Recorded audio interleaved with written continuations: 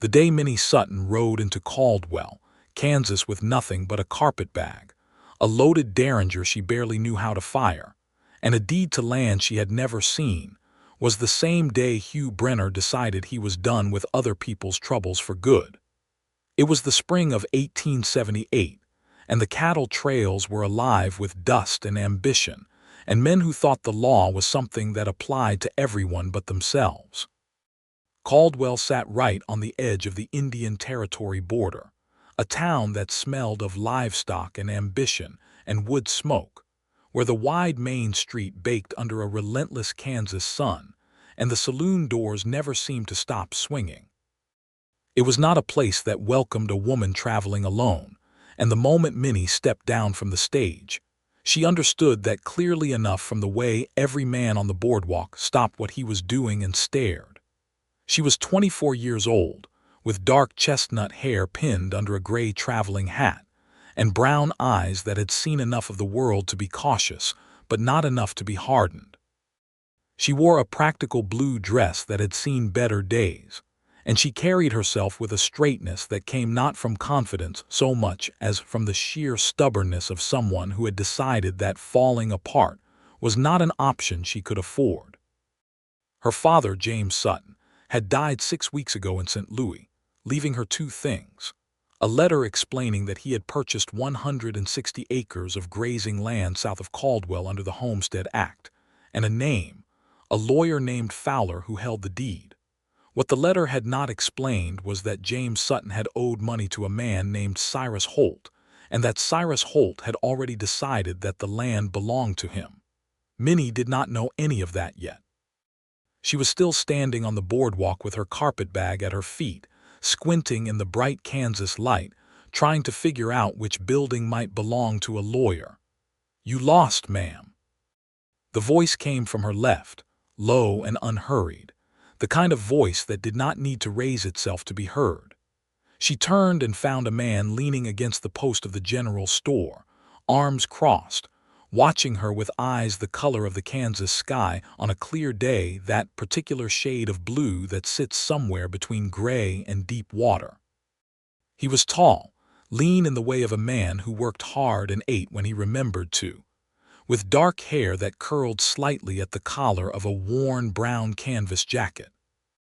He wore a hat pushed back on his head in a casual way that made him look as though he had all the time in the world, and a sheriff's star pinned to his chest that caught the light when he shifted his weight. "I am looking for a lawyer named Fowler," Minnie said, because she was too tired from 3 days on a stage to be anything but direct. Hugh Brenner unfolded himself from the post. He was 28 years old, and he had been sheriff of Caldwell for 18 months, which was 14 months longer than anyone had expected him to last. He had a reputation for being fair, which in Caldwell meant he had enemies on every side of every argument. "Fowler's office is on the 2nd floor above the land office," he said, nodding down the street. "But Fowler himself won't be back until Thursday. He rode out to Wichita 2 days ago." Minnie looked at him steadily. "Today is Tuesday." "Yes, ma'am, it is." She was quiet for a moment, and he could see her calculating, the way a person does when they are trying to figure out how many problems they can solve at once. "Is there a decent hotel in this town?" she asked. "The Caldwell house is clean," he said. "Mrs. Parrish runs it, and she does not tolerate nonsense, which in a town like this one is about the highest recommendation I can offer." Something almost like a smile crossed her face, so brief he almost missed it. "Thank you, Sheriff." She picked up her carpetbag and started down the boardwalk, and Hugh Brenner watched her go with the particular attentiveness of a man who was trying to convince himself he was just being professionally observant. He was not entirely successful. He had spent the better part of the last 2 years telling himself that his life was fine as it was, that a lawman in Caldwell had no business getting attached to anything he could not afford to lose, and that the town itself was unpredictable enough to be a full-time concern without adding complications. He lived alone above the jail in a room with a slanted ceiling and a view of the stock pens, and he ate most of his meals at the diner run by a widow named Clara Hodges, who made extraordinary biscuits and asked him no personal questions, which he appreciated. But there was something about the way that woman had stood in the middle of Caldwell's Main Street with her carpetbag and her gray hat, and her complete refusal to look overwhelmed that stuck in his mind in a way he could not quite shake loose as he went about the rest of his afternoon.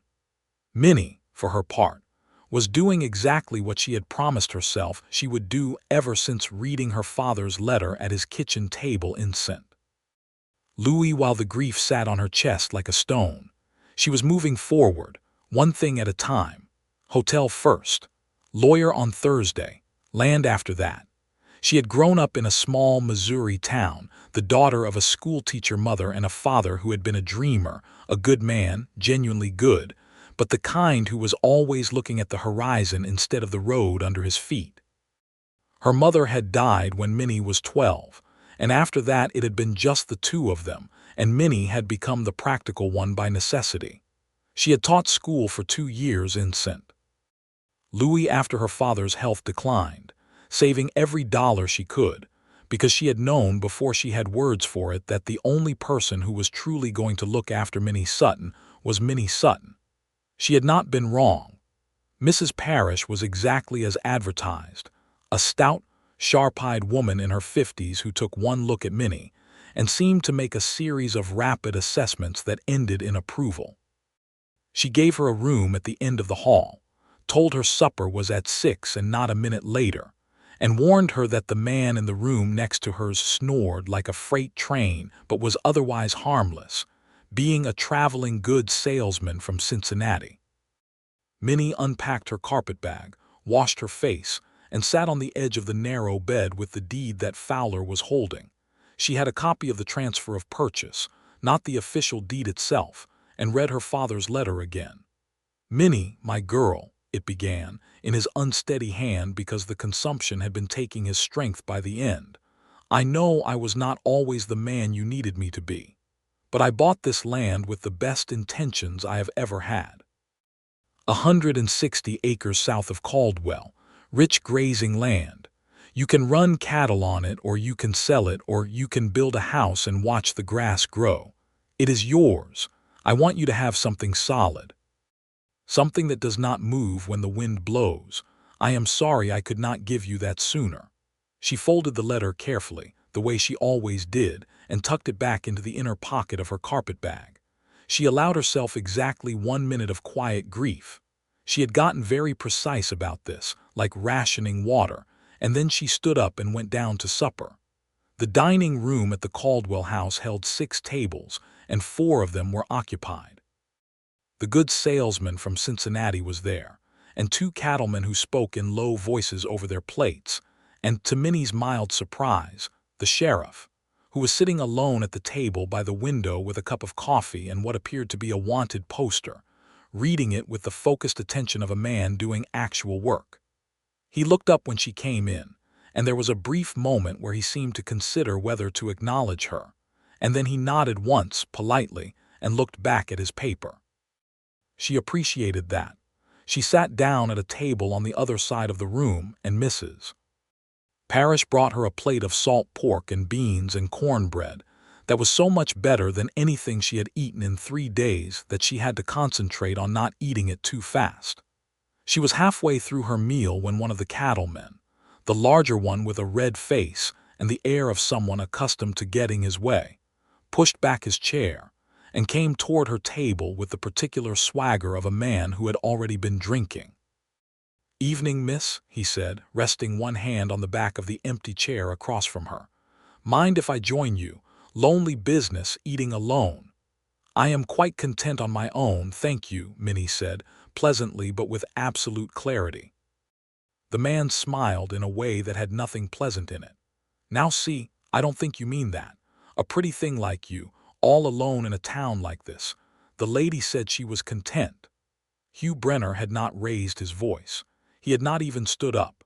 He was still sitting at his table by the window, but he had turned in his chair and was looking at the cattleman with a calm, level attention that seemed to carry the weight of a much louder statement.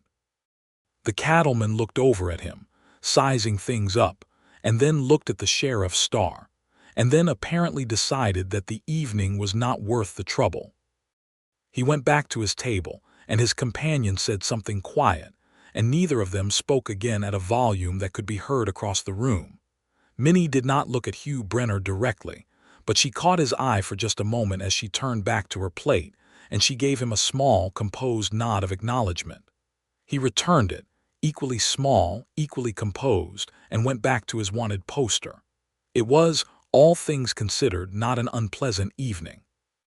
Thursday came with clouds building to the west in the way that Kansas clouds do in spring. Enormous and theatrical and promising rain that might or might not arrive. Minnie was at the door of the land office at 8 in the morning, and Fowler arrived at 8:15, a thin, neat man in a brown suit who seemed genuinely surprised to see her. "Miss Sutton," he said, unlocking the door and ushering her in. "I received your letter, but I confess I did not expect you so promptly." "I do not see the advantage in delay," Minnie said. Fowler sat behind his desk and produced the deed with the careful manner of a man who takes documents seriously. He walked her through it, explaining the boundaries, the water rights, the terms of the homestead agreement, that she would need to live on or actively work the land for 5 years to finalize the title under the Homestead Act, though her father had also paid a cash portion to accelerate the process. "There is one complication," Fowler said at the end, setting the deed on the desk between them with a slightly pained expression. Minnie looked at him steadily. "Tell me." "A man named Cyrus Holt has filed a competing claim. He says your father purchased the land using money that was partly borrowed from him, under an agreement that if the debt was not repaid within 1 year, the land transferred to Holt. He has presented a contract to the land office." Minnie felt the familiar weight of cold practicality settle over her. "Is the contract legitimate?" "I do not know," Fowler admitted. "It has your father's signature on it, but I have also seen your father's original purchase deed, which predates the alleged loan contract. The whole thing will likely come down to a territorial judge. In the meantime, neither party can sell or transfer the land, but you can still occupy and work it." "And where is Cyrus Holt now?" "He has a ranch about 20 miles northwest. He runs a large cattle operation. He is," Fowler paused delicately, "a man of considerable influence in this county." Minnie picked up the deed, looked at it for a long moment, and then folded it carefully and placed it in her carpetbag. "Thank you, Mr. Fowler. I will need the name of a good territorial attorney." She walked out of the land office into the building clouds and stood for a moment on the boardwalk, going through her options the way she did when things got difficult, systematically, without panic, starting with what she knew. She knew she had a deed. She knew she had a right to occupy the land.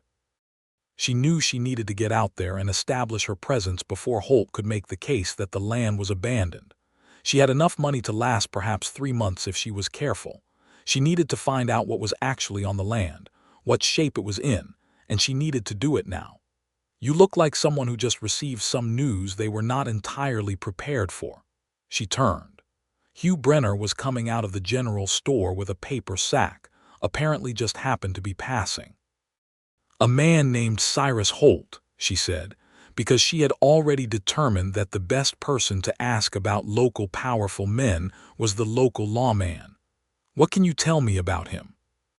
Something shifted in Hugh's expression, not alarm exactly, but a particular kind of recognition that told her the name was not a small one.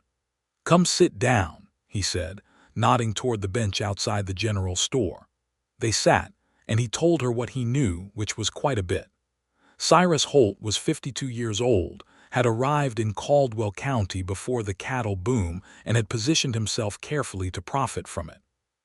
He ran about 800 head of cattle, employed 30 men, and had a reputation for acquiring land through methods that were creative and not always entirely clean. He had twice appeared in disputes before the county land office, and in both cases the other party had eventually withdrawn their claim under circumstances that were never fully explained. "Do you think he will try to force me off the land?" Minnie asked. "I think you should be very careful," Hugh said, and his voice had lost its casual ease and become something more direct. He has men who work for him who are not particular about how they solve problems. Minnie was quiet for a moment. I intend to ride out and look at the land today. Would you be willing to accompany me, at least to show me the boundaries? I will pay for your time. Hugh looked at her for a long moment, and she could not quite read what he was thinking. I'll ride out with you, he said. You can keep your money. They rode south from Caldwell in the late morning, Hugh on a gray gelding named Porter and Minnie on a hired roan from the livery stable that she handled well enough that Hugh found himself revising his first impression of her as a city woman. She sat a horse with practical competence, not the ease of someone raised in the saddle, but the solid capability of someone who had learned the skill and taken it seriously. The land was beautiful, and that surprised Minnie more than she had expected. She had been trying not to hope too much about it, holding her expectations down to protect herself from disappointment. But what she found as they rode south of Caldwell and crossed the low ridge that marked the northern boundary of her property was something that caught her breath before she could stop it. Rolling prairie grass, winter bleached but beginning to show the first hints of spring green, spread south toward a line of cottonwoods that marked a creek she would later learn was called Sage Creek. The ground was good.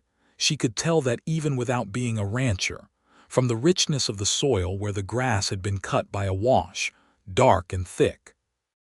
There was a low stone outcropping to the east that would provide natural windbreak, and a slight depression in the center of the property that had held water, judging by the denser growth around it. There is a spring-fed pond there, Hugh said, following her gaze. Reliable water from what I have heard. That is worth a great deal out here. My father knew what he was doing, Minnie said softly, and there was something in her voice that Hugh heard, not sentimentality, but a kind of retrospective justice, like a debt being recognized too late. There was a small structure at the southeastern corner of the property which she had not known about, a one-room soddy, which was a house built of cut sod bricks, rough and low to the ground, but standing, with a door that still hung on its hinges and a stone fireplace that looked functional. Someone lived here, Minnie said, ducking inside. The interior was dim and smelled of earth and old smoke, but it was sound. The roof was intact. There was a rusted iron stove, a rough-cut table, and a set of shelves on the wall. The man your father bought from had started building, Hugh said from the doorway, his tall frame filling it. Never finished. Moved on to Colorado, I believe. Minnie stood in the middle of the small room with her hands at her sides and looked around it. She thought about her father's letter, something that does not move when the wind blows. I am going to stay here, she said. Hugh looked at her. Out here alone. I stayed alone in St. Louis for 2 years after my father got too sick to be up much, she said. I am not unfamiliar with managing on my own. St. Louis has neighbors, Hugh said, and it does not have Cyrus Holt. She met his eyes, and he was surprised again by the steadiness in them. I understand the risk, Sheriff, but if I leave this land empty, Holt's argument that my father abandoned the debt gets stronger. I need to be here. I need to improve the property, start working it. That is what establishes my right to it. He could not argue with the logic of that because she was correct. He leaned against the doorframe and looked out at the grass and the cottonwoods and the cloud-shadowed sky. You will need supplies, he said finally, and the door needs a proper latch. It was the most reluctant version of an offer to help that Minnie had ever heard, and for some reason it made her want to smile. I will get supplies tomorrow, she said. I can manage the latch myself. The first 2 weeks on the land were harder than anything Minnie had done before, and she had done some difficult things. She fixed the door, patched 2 spots in the roof where the sod had thinned, cleaned out the fireplace, and learned very quickly that living on the prairie was a full-time occupation that did not pause for tiredness or inexperience. She hauled water from the spring-fed pond in a bucket until she found that the creek was closer to the soddy than she had realized, crossing it on a flat stone that served as a natural ford. She bought 2 chickens from a homestead family 5 miles north. A couple named Elsa and Bo Lindqvist who had been on their claim for 3 years and knew every practical detail of surviving on Kansas grass. Elsa was a wide, warm woman from Sweden who spoke English with a thick accent and seemed to find Minnie's determination deeply admirable in the way of someone who recognized a quality they also possessed. "You need a cow," Elsa told her, sitting at Minnie's small table while Minnie made coffee over the iron stove. "And you need fence, for the Holt cattle will stray onto your land and his men will say it is their cattle that has always grazed here." Minnie filed this away. Everything she learned went into a practical mental ledger that she was building about what survival and legal defense on this piece of land required. Hugh Brenner rode out 3 times in those first 2 weeks, each time with an official-sounding reason.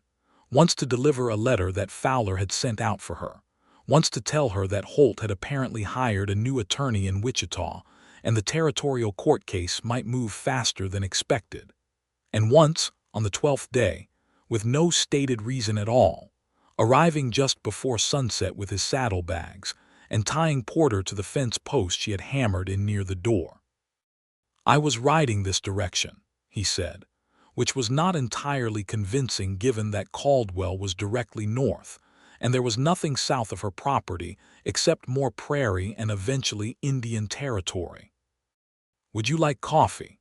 Minnie asked, because she was tired and the evening was getting cold and she found, somewhat to her surprise, that she was genuinely pleased to see him.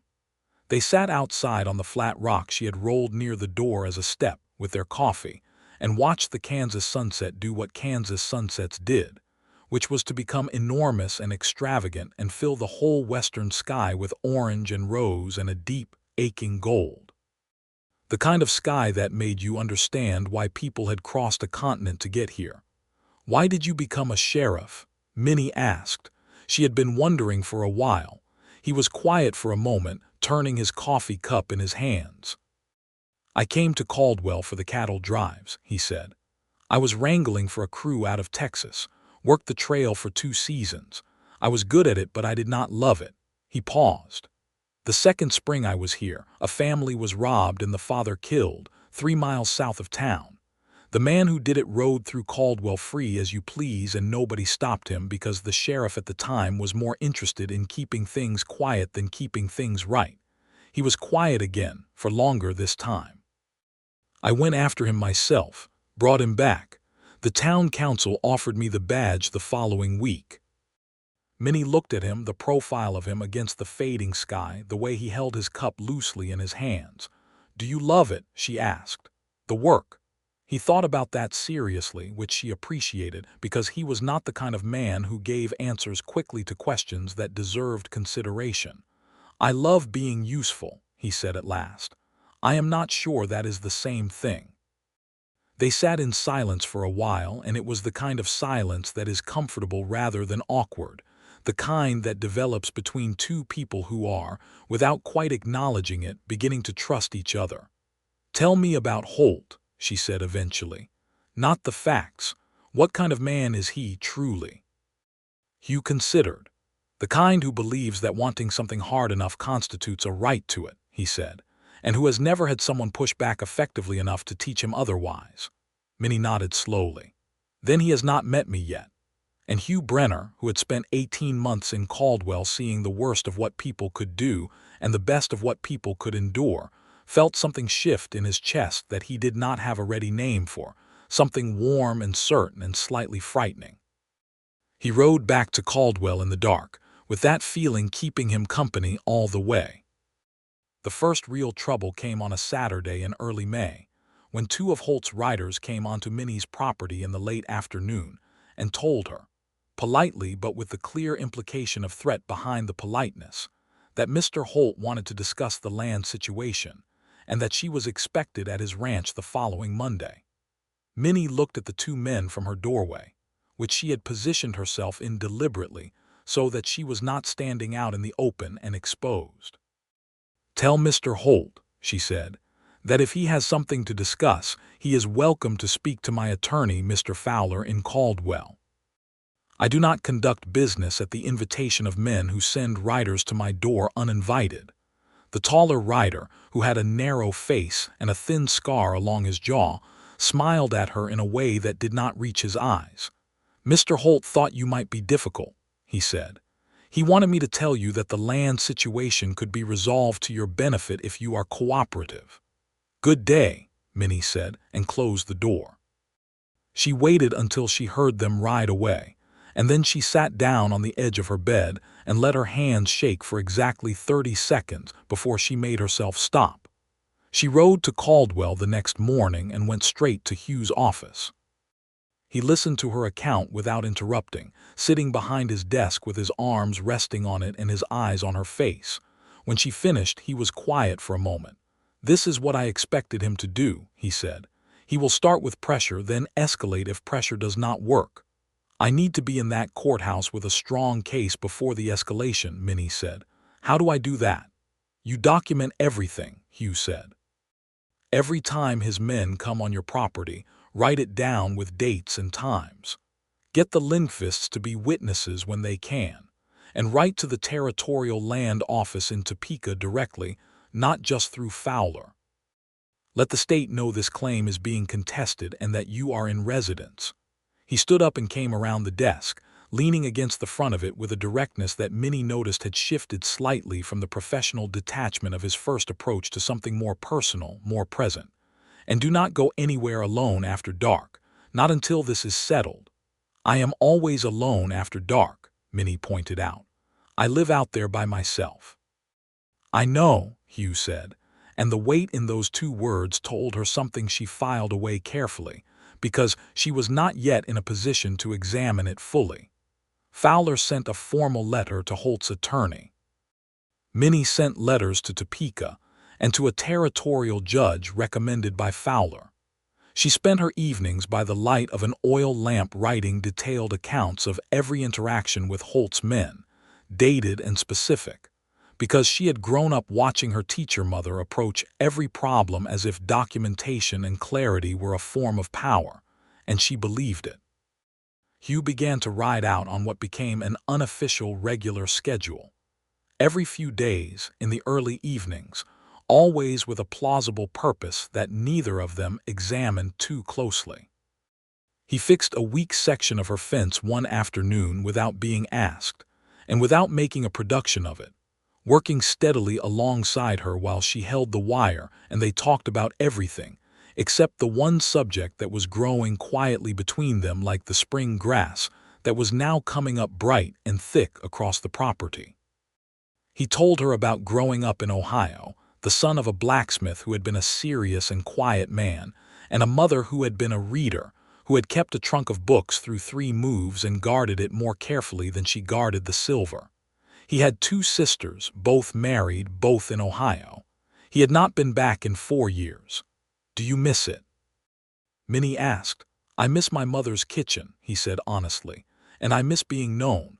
Out here, every person who comes through town, you have to start from the beginning. You have to figure out who they are and what they want and whether they can be trusted every time." He paused, driving a post with practiced economy. "It gets wearing." Minnie was quiet for a moment, thinking about that. "I know what you mean," she said, "but I wonder if that is not also the thing that gives you freedom here. Nobody already having a story about you that you have to live up to." He looked at her then, and she was looking back at him, and the late afternoon light was very gold on the grass, and there was a meadowlark singing somewhere nearby. And Hugh Brenner, who had not been in love since a girl named Alicia McIntyre in Ohio when he was 20 years old, and it had ended quietly and without drama, thought that he was in a great deal of trouble. "That is one way to see it," he said, and went back to the fence post and said nothing else for a while, but everything was different and both of them knew it. The territorial court hearing was set for the 2nd week of June. Holt's attorney had pushed back hard, challenging the validity of Minnie's father's original purchase on the grounds that the deed had been filed informally, but Fowler had obtained the original land office records, and the case, according to everyone Minnie spoke to who understood such things, was solid on her side as long as Holt's loan contract could be shown to be fraudulent or secondary. The week before the hearing, Holt made his move. It was not violent, not directly. Two of his riders spent 3 consecutive nights running cattle across the southern edge of Minnie's property, churning up the grass and muddying the pond access. On the third night, Minnie's small fence was pulled down in 3 places, which she documented in her log by moonlight on her knees in the torn earth, writing with a pencil she had to press hard to make the words come out. She was frightened, genuinely frightened, in a way she had not allowed herself to be before, because this was no longer a legal threat at a distance. It was a man and his riders in the dark, deliberately destroying what she had built. She rode to Caldwell at dawn. Hugh saw her face when she came through the door of his office and was on his feet before she had closed it behind her. What happened? She told him, and as she spoke she noticed that his jaw had tightened in a way she recognized now as the visible sign of a contained anger. He did not express it in his voice, but she could see it in the deliberateness of the way he set his coffee cup down, the slight stillness that came over him. "I am going to ride out with you," he said, "and I am going to leave my deputy out there on a rotating watch until the hearing. Hugh." It was the first time she had used his given name, and they both heard it, and he looked at her with a quiet attention. "You cannot put your resources into me indefinitely. You have a whole town." "I have 2 deputies and a jail that is currently unoccupied," he said. "And Holt has been testing boundaries in this county for 3 years. This is not just about your land, Minnie. This is about whether the law here means anything." She looked at him for a long moment, and she thought about what Elsa Lindqvist had said to her the previous week, with the comfortable wisdom of someone who had been watching and had made her assessment. "That man rides out to your property 3 times a week, and he does not get paid for it. Think about why." "All right," Minnie said. They rode out together in the early morning, and his deputy, a young man named Cal who was 19 and thoroughly capable, rode with them and stayed. As they assessed the damage, Hugh walking the pulled-down fence line with a focused, systematic attention, Minnie told herself that this was manageable, that the fence could be rebuilt, the grass would recover, the hearing was 6 days away. She was repairing the second section of fence in the afternoon, with Cal watching from a position near the soddy and Hugh helping her reset the posts, when Hugh said quietly, not looking up from the wire he was threading, "I want you to know that whatever happens with the hearing, I am not going anywhere." Minnie stopped what she was doing and looked at him. He was still looking at the fence, but there was a quality to the stillness of him that told her this had taken some effort to say. "I know you can manage on your own," he said. "You have made that clear enough, and I believe it. This is not me saying you cannot." He finally looked up. "This is me saying that I do not want to." The afternoon air was warm and smelled of grass and creek water, and a red-tailed hawk was circling somewhere high above the cottonwoods. Minnie set down the wire she was holding.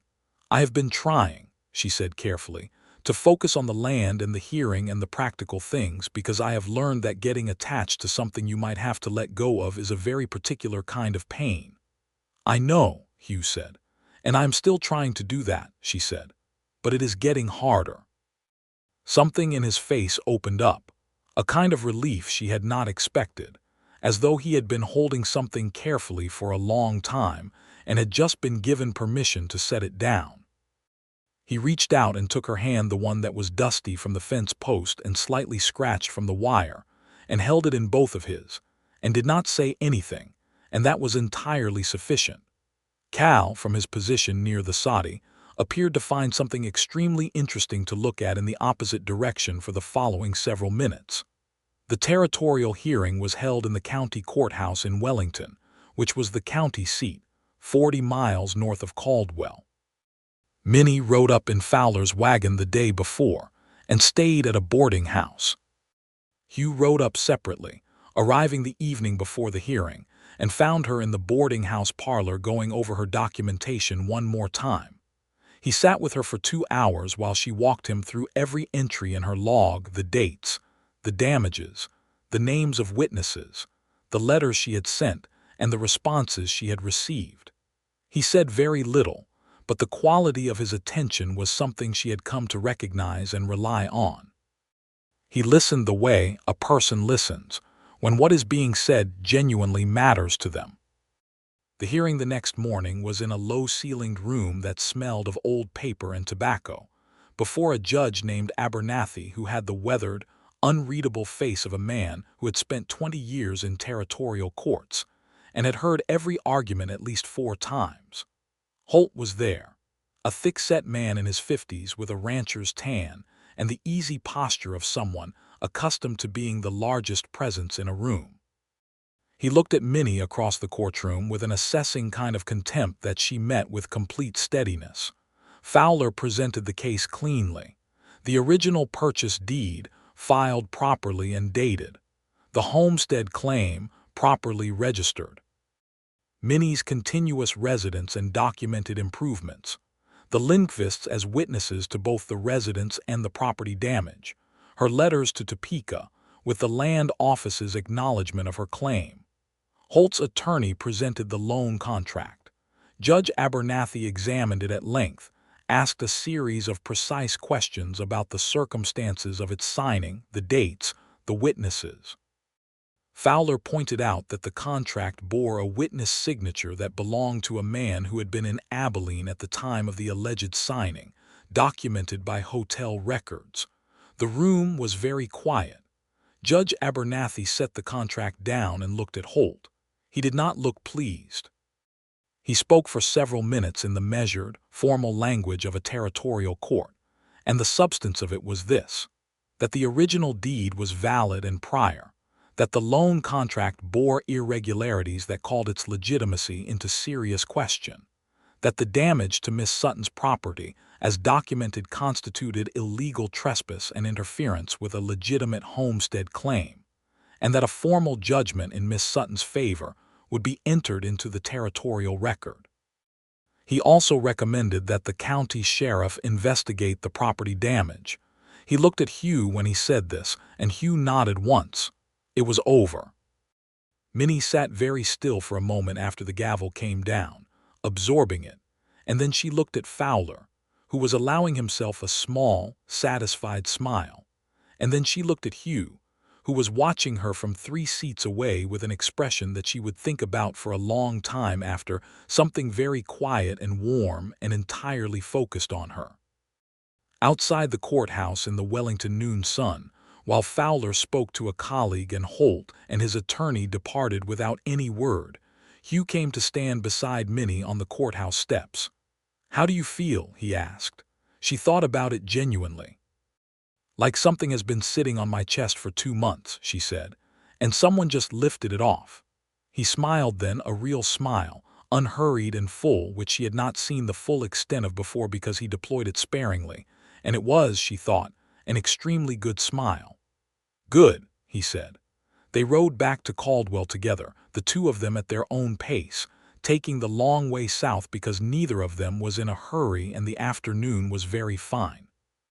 The prairie was wide on all sides, and the grass was fully green now, and the sky was so blue it was almost painful. They talked for most of the ride, about everything and nothing, the way people do when they have been holding conversations back and are now allowing themselves to have them.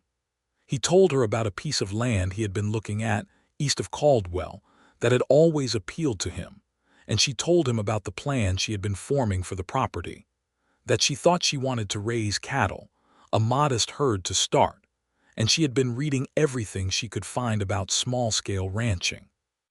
He told her that he knew more about cattle than he had let on, and she said she had suspected as much, and he laughed at that, a genuine, uncomplicated laugh that she thought she would like to hear as often as possible. They were 5 miles south of Caldwell, with the late afternoon turning the grass golden, when he slowed Porter to a walk and she matched him. "I want to ask you something," he said, "and I want to say first that I am not in any hurry for the answer. You have been managing your whole life by yourself for a long time, and I understand that asking you to change that requires more than just wanting you to." Minnie looked at him. "I have thought about this carefully," Hugh said, with the particular precision of a man who does not like to speak imprecisely about things that matter. "And I am certain. I would like to court you properly, Minnie, with the intention of building something together, if that is something you want. The horses walked steadily, side by side. The meadowlarks were out in the long evening grass. Minnie thought about her father's letter, something that does not move when the wind blows. "It is something I want," she said quietly, and the certainty in her own voice surprised her a little, because she had not known she was certain until the moment she said it, and then she understood that she had been certain for some time. Hugh looked at her with that open, warm expression, and then he did something that told her a great deal about the kind of man he was. He did not immediately do or say anything dramatic. He simply reached over from his saddle and took her hand for a moment, the way he had at the fence line, and then released it and settled back into a comfortable, satisfied silence, as though something that had been quietly wrong for a while had just been made right. Summer came to the prairie in its full blazing force. Minnie bought 6 head of cattle from the Lindqvist's cousin, a young Swede named Eric who was selling part of his herd to finance a larger property, and began to learn, rapidly, with her characteristic methodical intensity, the work of raising cattle on Kansas grass. Hugh came out 3 or 4 evenings a week, and occasionally on Sunday mornings, and they worked the fence lines together and rode the property's perimeter and talked in the evenings on the flat stone by the door while the heat of the day slowly released from the earth. He was a good person to work alongside. She had noticed this early, but it deepened as the summer went on. He was not the kind of man who needed to be in charge of every task or who told you how to do something before asking whether you already knew. He watched first, offered second, and did whatever needed doing without attaching his ego to it. He could fix most things and admitted when he could not and when to find someone who could, and he never once, through the whole summer, made Minnie feel that the things she could already do were less because she was a woman. She thought about her father, who had been a dreamer, and about herself, who had always compensated by being the practical one. She thought about how she had spent so many years managing alone that she had stopped being entirely sure she was capable of letting someone in. And then she thought about the fact that Hugh Brenner, without making a particular event of it, had simply made himself quietly indispensable, not in the way of someone taking over, but in the way of someone weaving himself into the fabric of things so gradually and thoroughly that the place he occupied had become as natural as the stone step by the door.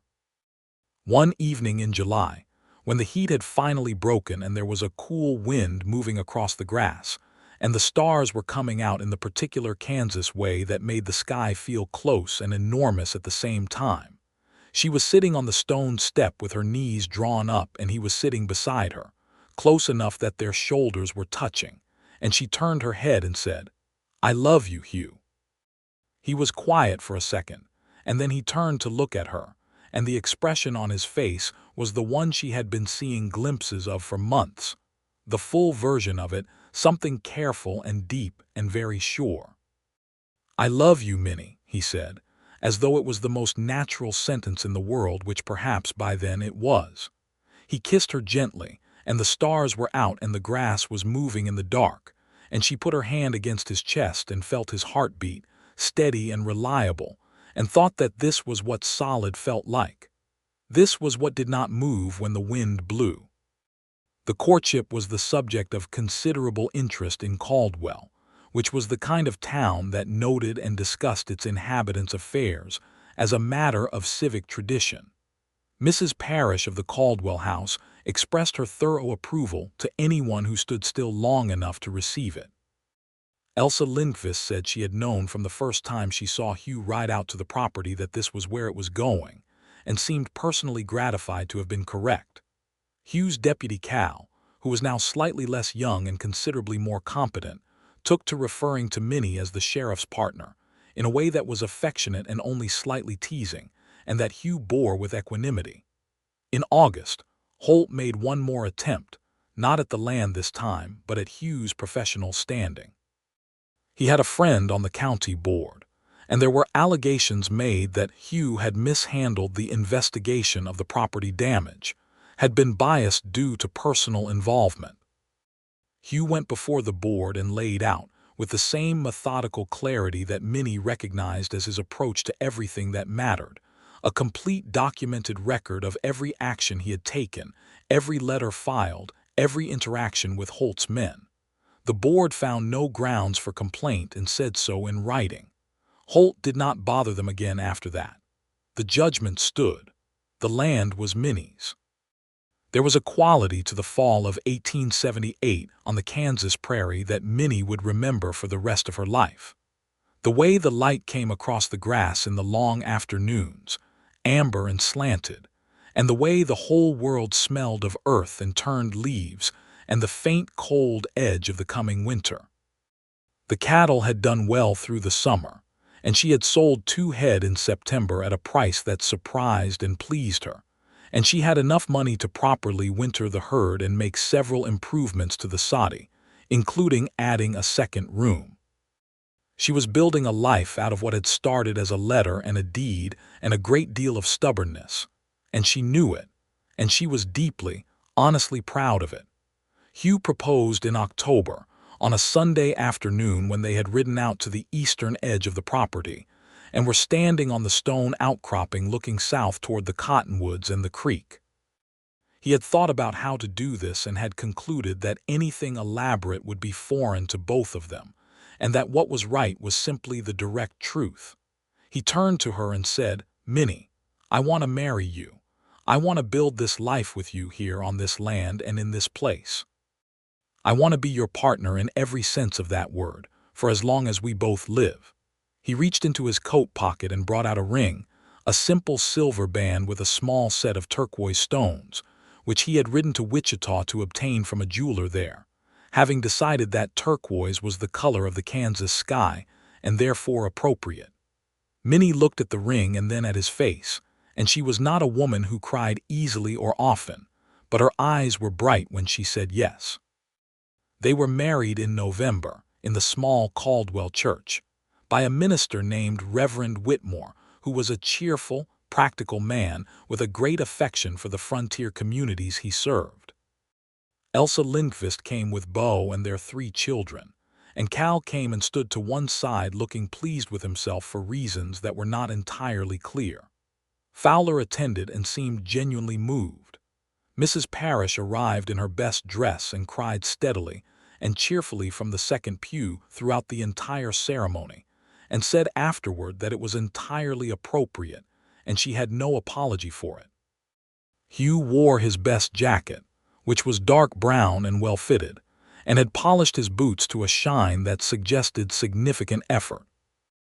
Minnie wore a cream-colored dress that she and Elsa had worked on together for the 3 weeks before the wedding, simple but lovely, with small pearl buttons at the cuffs and a skirt that fell in clean lines that suited her direct, unornamented quality. When Reverend Whitmore said the words and Hugh looked at her, she thought about all of it, St. Louis and the grief and the carpetbag, and the stage into Caldwell, and the man leaning against the post of the general store with his hat pushed back and the Kansas sky in his eyes. She thought about all the things that had to happen, all the difficulties and the distance and the stubbornness required, just to arrive at this particular moment. And she felt, with a completeness she had never felt before, that it had been entirely worth it. Hugh's voice was steady and clear when he made his vows, and Minnie's was steady too, and when he put the turquoise ring on her finger and the small congregation in the Caldwell church came to its feet in approval, she held his hands in hers and thought, solid, solid at last. They spent the winter together in the extended soddy, and it was, as frontier winters go, hard but manageable. There were weeks of cold that pressed in from the north with a ferocity that reminded you how enormous the sky was and how small the structures that people built against it. But the fireplace was good, and the iron stove was good, and Hugh had insisted on laying in an extensive supply of wood and dried bison chips through the fall in a way that Minnie had pretended to find slightly excessive, until the first genuinely brutal February night, when she quietly and completely revised her opinion. Hugh had handed in his badge in December. It had not been a decision he made quickly or carelessly. He had thought about it through the fall and talked to Minnie about it at length, and what he had finally concluded was that Caldwell needed a permanent lawman who was not going to split his attention between the town and a homestead ranch 5 miles south, and that what he wanted was to be the second thing fully. The town council had taken a week to accept his resignation, during which they had offered him a significant raise, a better office, and the assurance that whatever concerns he had could be addressed. He had thanked them genuinely and declined, and they had found a good replacement in a man from Dodge City who came with solid credentials and a clear head.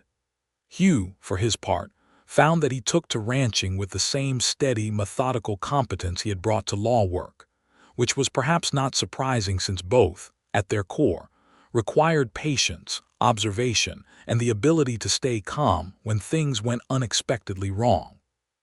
They built the herd through the winter and the following spring, selectively, thoughtfully, always with an eye toward quality over quantity, which Minnie had read was the approach that sustained small operations over the long term.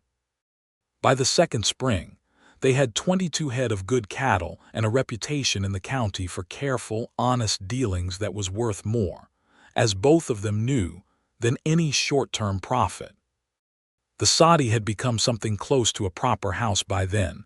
They had added the second room before winter, and in the spring, Hugh began building a real frame addition on the south end, using lumber hauled up from Wichita, which gave them a proper parlor and a kitchen with a real window that looked out over the grass toward the cottonwoods.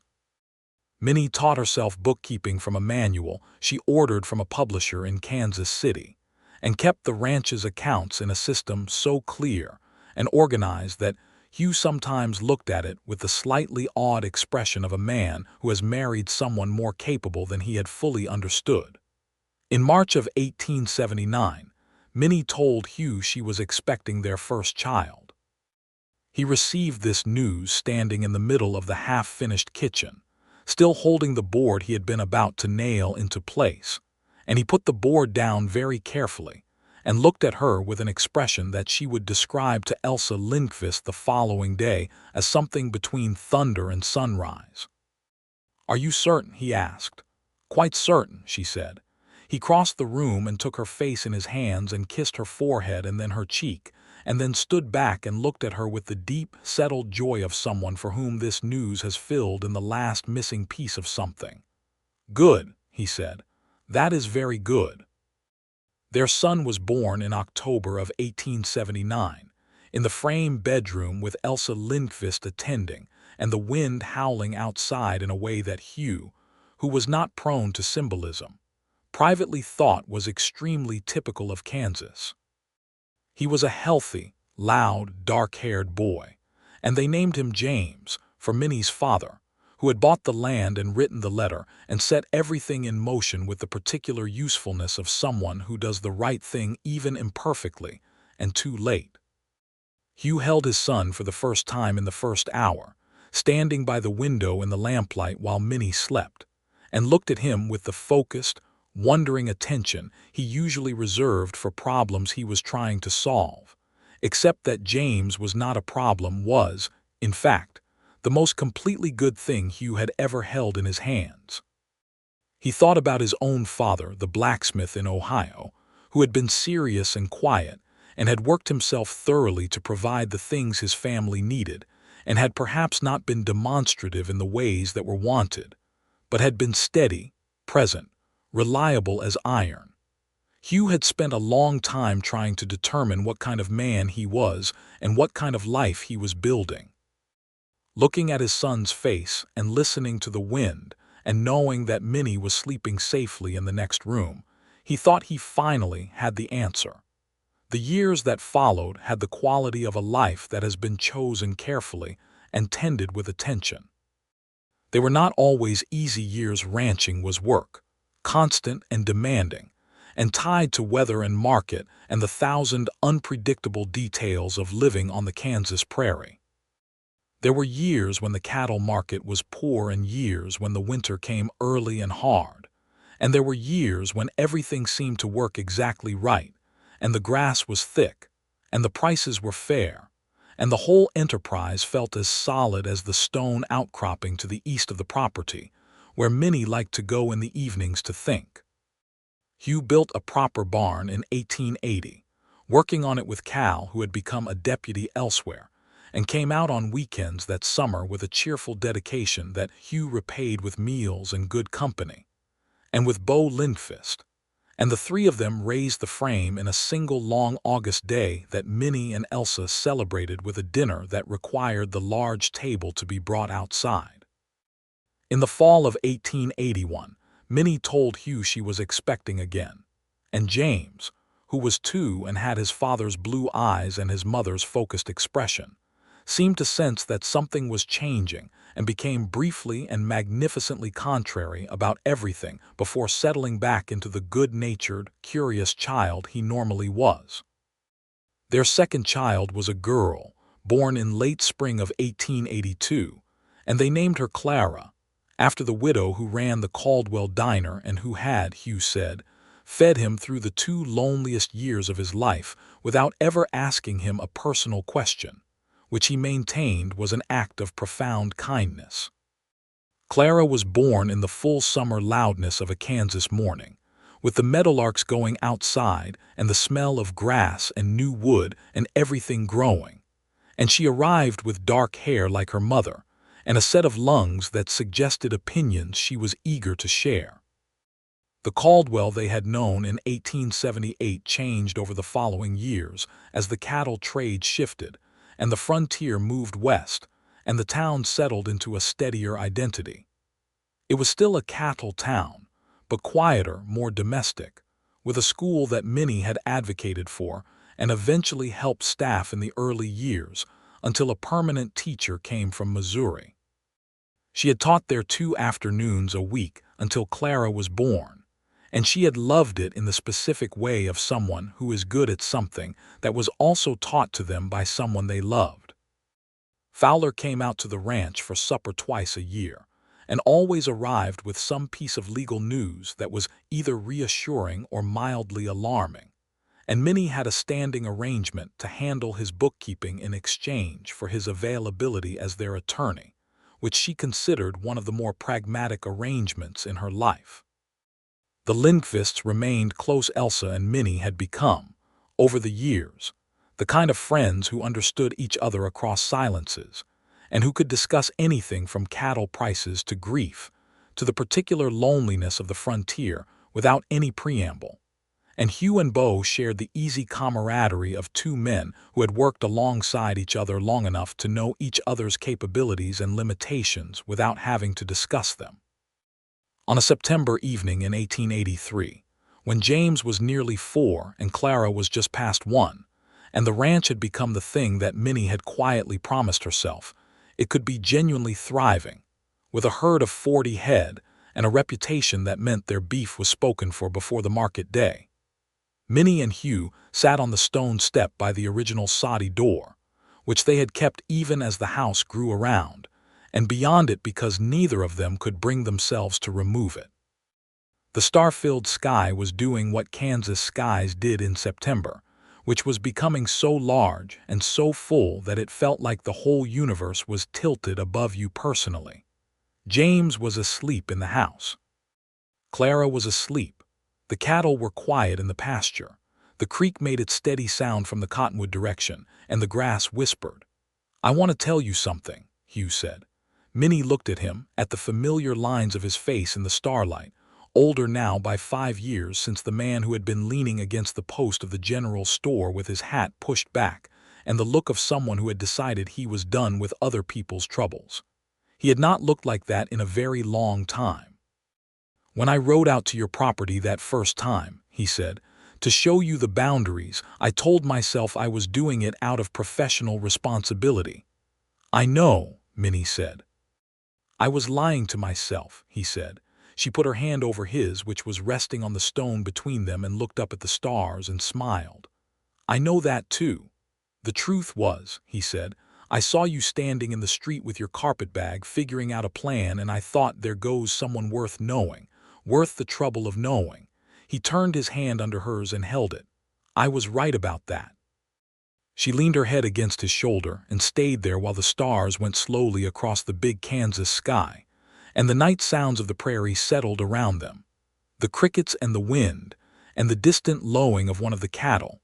And she thought about her father's letter, which she still had, in the cedar box on the shelf beside the Bible and the blue and white bowl that had been her mother's, and the deed to the land, which had a crack along the fold that she was careful not to open too far. Something that does not move when the wind blows.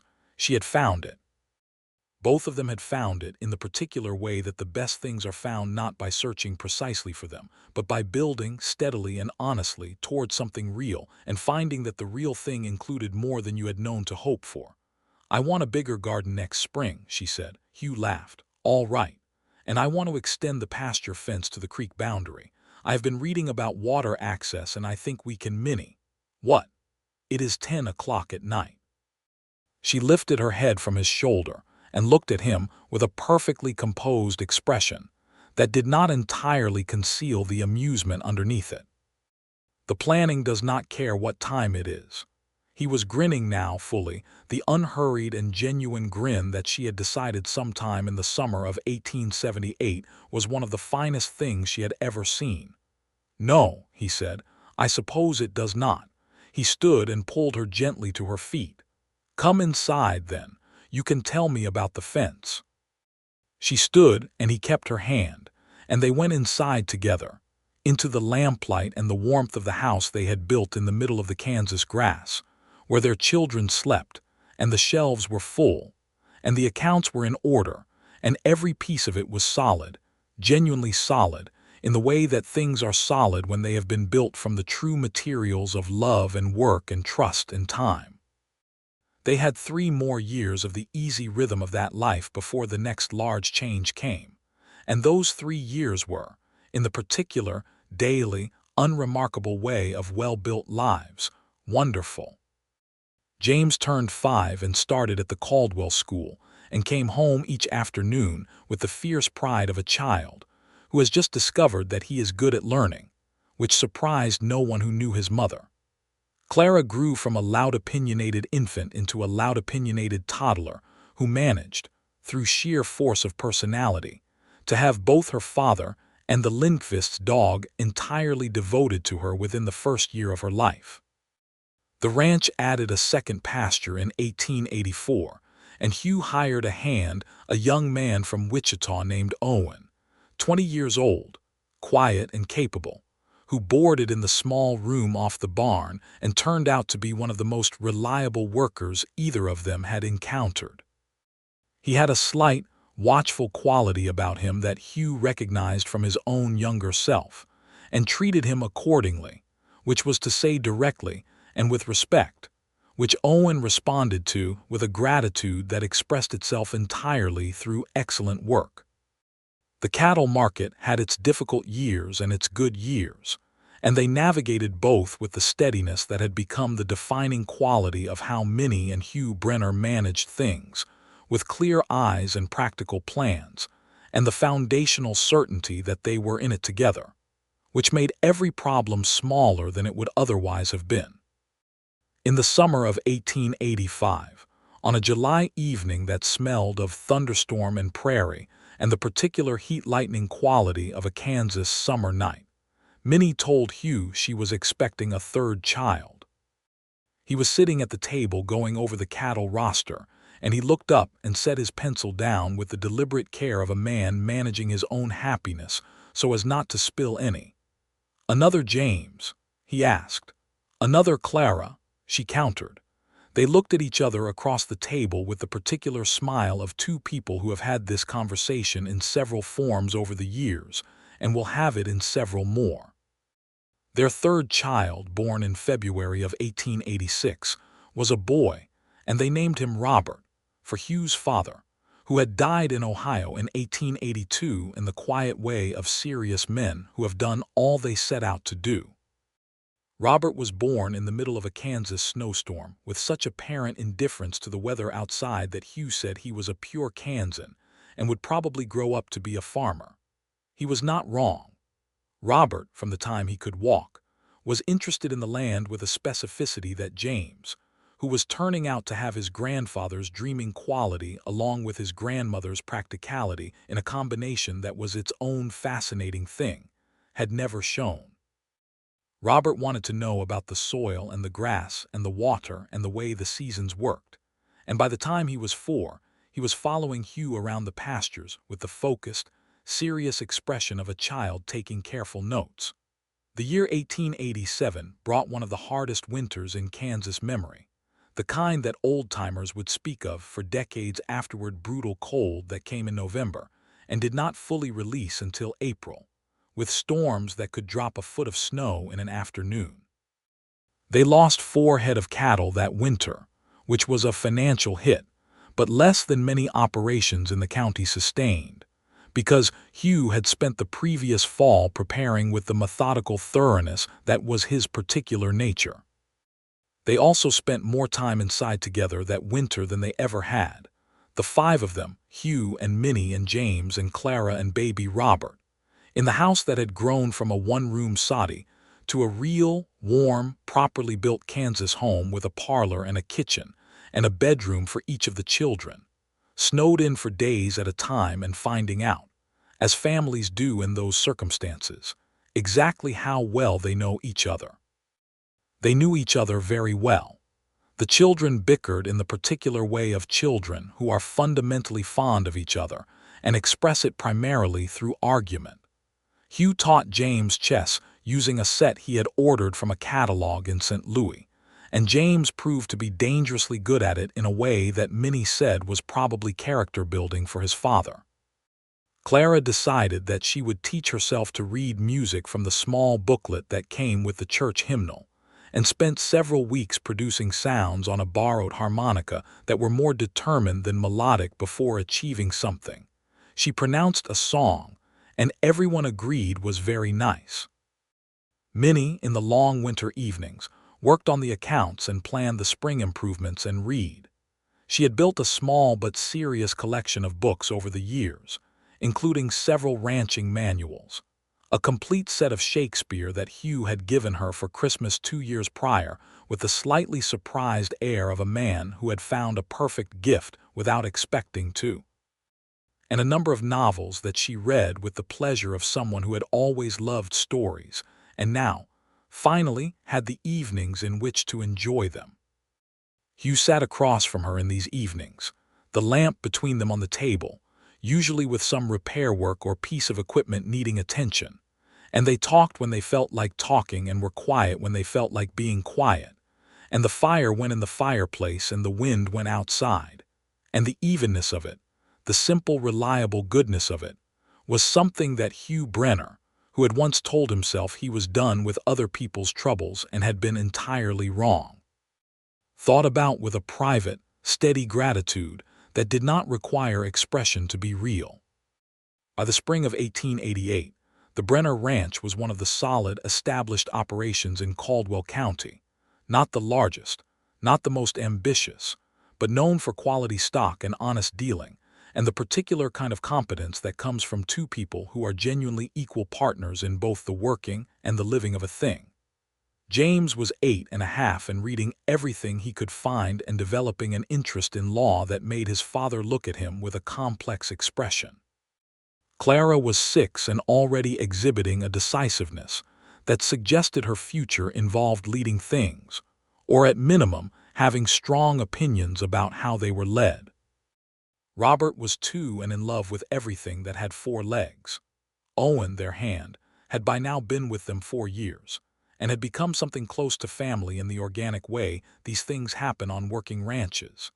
He ate supper with them 3 or 4 nights a week, helped with the children's herd education on weekends, and had recently told Hugh, with a diffidence that did not entirely conceal his pleasure, that he was courting a young woman in Caldwell named Anna, the youngest daughter of the harness maker.